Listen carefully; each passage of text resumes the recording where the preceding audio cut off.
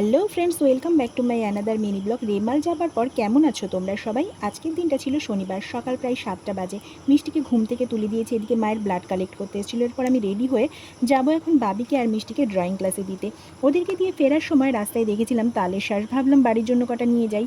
শ্বাস কাটাও হয়ে গেছে, টাকা বার করতে গিয়ে দেখি এ বাবা, আমি তো শুধু তাড়াহুড়ো করে ব্যাগটাই নিয়ে এসেছি, পার্সই আনতে ভুলে গেছি। ভাগ্যিস বাড়ির কাছাকাছি ছিলাম, ওনাকে দাঁড় করিয়ে রেখে বাড়ি থেকে পার্স নিয়ে গিয়ে তারপর তালের শ্বাস নিয়ে বাড়ি আসি। কি অবস্থা!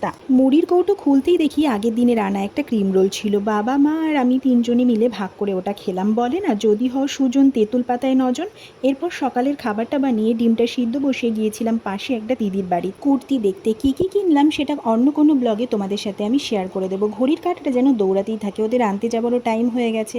সকাল সকাল এত রোদের তাপ, টাকলু দুটোকে নিয়ে কোনো রকমে তাড়াতাড়ি করে বাড়িতে চলে আসলাম। এত রোদের তাপ, এরকম চলতে থাকলে আমি তন্দুরি হয়ে যাব। বাড়িতে এসে দেখি মা ডিমটা সিদ্ধ করে ভেজে রেখেছে, আর আমি বাবাকে ভাত দিয়ে মিষ্টিকে খাইয়ে নিয়েছিলাম। এরপর এসেছিল মাকে ফিজিওথেরাপি করাতে, আর আমি এদিকে মিক্সারে ডিমের পেঁয়াজ রসুন আদাটা পেস্ট করে নিয়েছিলাম। এরপর সবাই মিলে খেয়েছিলাম একটু ট্যাং। এই গরমে এই রিফ্রেশমেন্টটা সত্যিই খুব দরকার ছিল। এরপর রেডি হয়ে গিয়েছিলাম মায়ের রিপোর্ট আনতে। বাইরে বেরিয়ে দেখি আকাশটা এত সুন্দর লাগছিল, সত্যিই অপূর্ব।